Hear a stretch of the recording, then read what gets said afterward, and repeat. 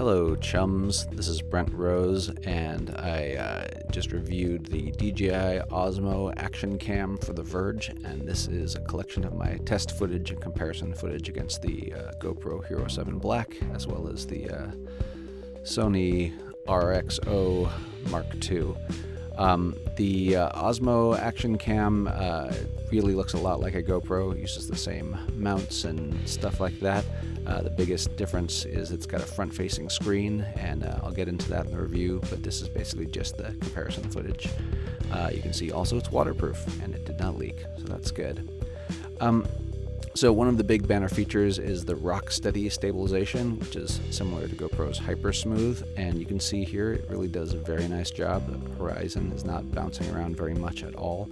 In the same hand, I held the GoPro Hero7 Black, also shooting in Hyper Smooth, and it also does a really good job. Again, very little horizon bounce.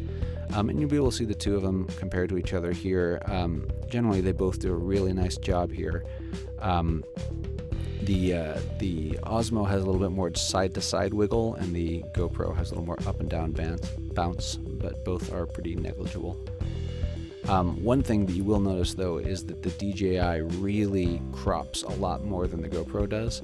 So both cameras are in the same hand again, and I mean, this looks like a cool shot, but now we've got the GoPro version. You can actually see some of my legs as well as the top of my head, and you get more of the background in too. And I'm going to go into some more shots later on that'll really highlight the difference there. But basically both stabilize really nicely, but the DJI crops a whole lot more. Now, this is a somewhat more aggressive test of the stabilization. The DJI, again, does a really nice job here. Things look very smooth, but listen to this weird rattly clicking sound.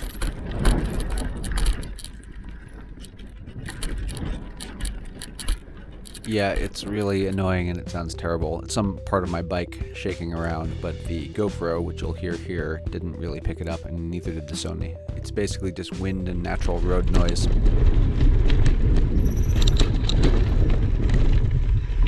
Yeah, you can hear my brakes squeal, but none of that weird clicking. In general, it just sounds better. It's also really smooth. In general, I think it's exposed a little bit better. Colors look a little bit more vibrant here too. And when we get into this comparison shot, you can see that there's just a little bit more detail in the GoPro, and that's not surprising because it's not cropping as severely. Those pixels are not stretched as far. So detail in the rocks and in the leaves is just a little bit sharper. You may be able to pause and see that too. Here I flipped the camera around, still in the handlebars, and again, it's a very tight crop, straight up the nose, which is a really appealing angle. It's 1080 60, and it's the wide angle, and unfortunately it doesn't have a super view like GoPro does. GoPro's super view here, it just gets a lot more of me in there. You get my arms in there, you get a bit more of my body, you get even more if I pointed the camera down a little bit further. In general, I think this is just a more appealing shot. You can really see the difference in the two shot here. Just a lot more of the body gets in on the GoPro, and that's because it's taking a 4:3 shot and compressing it down into a 16:9, and it does all of that in the camera. Now, the DJI does have a 4:3 mode. It's in 2.7K 30 FPS, and then you can manually stretch it in post-production, like you'll see me do here. This takes a little bit of doing in post-production and some processing power, and also I do look a little bit distorted there. In comparison, the GoPro can shoot 2.7 60 frames per second with a super view on, and this is all just done in the camera, so there's no hassle at all. And in general, I feel like the GoPro is less distorted. My face looks a little bit less bulbous than it does in the DJI on the left, and I prefer a less bulbous face personally. I did do a little bit of testing against the Sony RX0ii Mark II, so this is the DJI shot, looking all nice and smooth, and here comes the Sony, and yeesh. Stabilization is on, it just is not nearly as good as the DJIs or the GoPros. And honestly, I said this in my review of the Sony, which you can also find, but it's just not really an action camera. It's a really exceptional vlogging camera, or a life vlogging camera, but it's not great for action. Anyway, here are some static shots for comparing image quality. Stabilization is off for all of the cameras here. This is the DJI here. And And then we'll go into the GoPro, which is a little bit darker, but the sky is exposed a little bit better. And you'll see when I have all three up, the detail is slightly sharper. And then there's the Sony, which crops a lot more. Detail is definitely a lot better. Yeah, if you look at all three of them together here, I would say the Sony is the sharpest, definitely has the most detail, and then it's pretty close between the DJI and the GoPro. I'd give the GoPro a very slight edge. One of the modes the DJI has that the GoPro doesn't is HDR video. This is the GoPro shot here, so you can kind of get a baseline. HDR is supposed to give you boosted dynamic range, and here it is. And indeed, it's a lot brighter. Saturation is turned way up. But my face looks a little bit less shadowy, and in general it looks pretty good. You are limited to 4K 30 of this, and stabilization will not work. The one thing I noticed is that a lot of this seemed to be about exposure and saturation. So just as an experiment, I went to Premiere and turned up the GoPro's exposure and saturation a little bit, and it looks almost identical. So maybe you're getting some added dynamic range. The blacks are nice there, but you lose stabilization. So this is what it should look like: 4K 24, the GoPro stabilized. And here's the same shot with the DJI, and it's just a lot bouncier. Nice saturation, but to me, it's just not worth the loss of frame rate and stabilization. Now, both of these cameras can stabilize footage at speeds of up to 4K 60, and that's what you're seeing here. This is the DJI stabilized 4K 60, and then I'm going to slow it down to 40%, so it's playing back at 24 FPS. And it looks nice and smooth. It's maybe a little bit dark in the shadows, but in general, it looks really good. The Hero7 Black also does hyper smooth at 4K 60.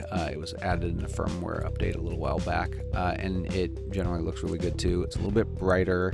To my eye, things look a little bit sharper because, again, it's not cropping quite as much.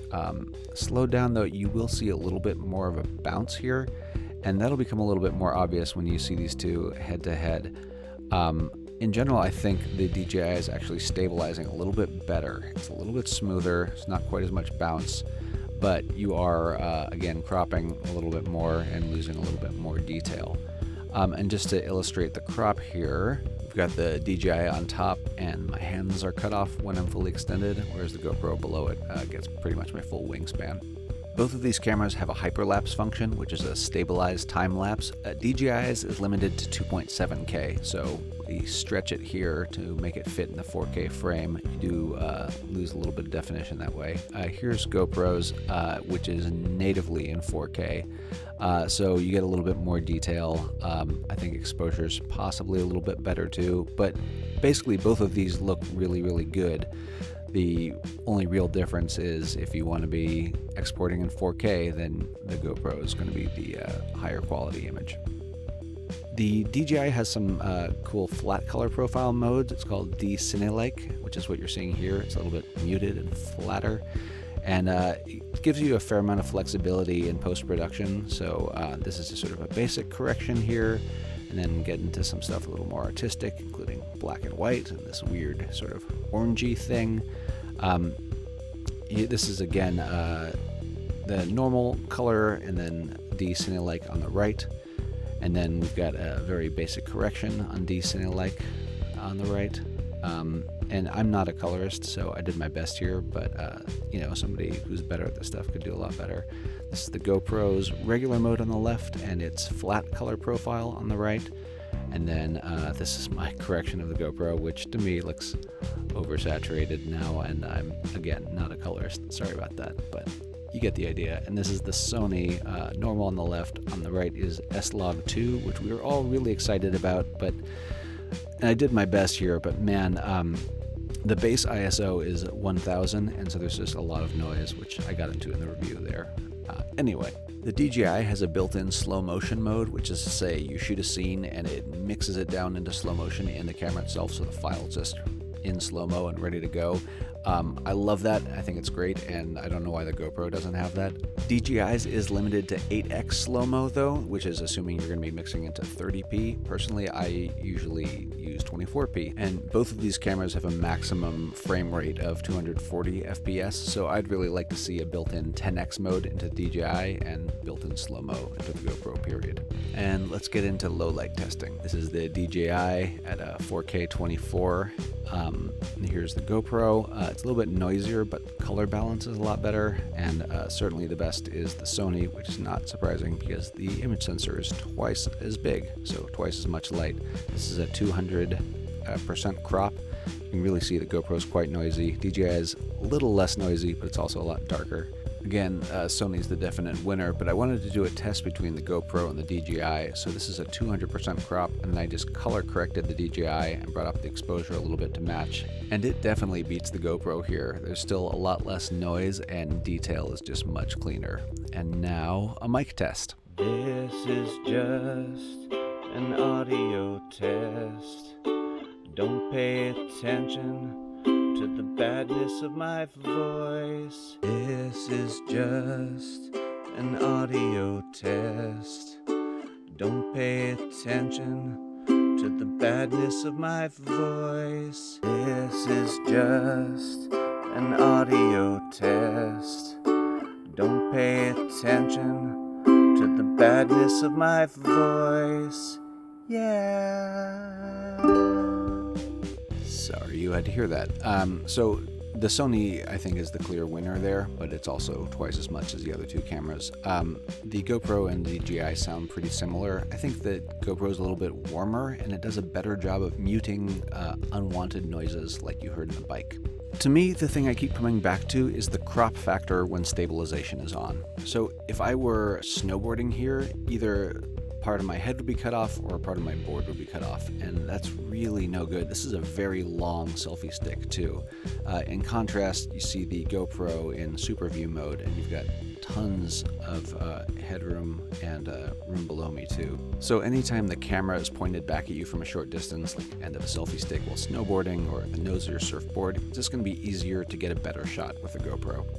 Ultimately, I think DJI should be really proud. This is a first generation camera, and it's really, really close to being as good as GoPro's flagship Hero7 Black. I don't think it's as good. I would still recommend people get the Hero7 Black instead. The front-facing screen is not quite enough to outweigh the other drawbacks, but for a first generation product, this is really impressive, and I'm really excited to see what they do for Gen 2, because I imagine they're going to be able to fix a lot of these little issues. Anyway, thanks for watching, and check out the full review over at The Verge. Bye.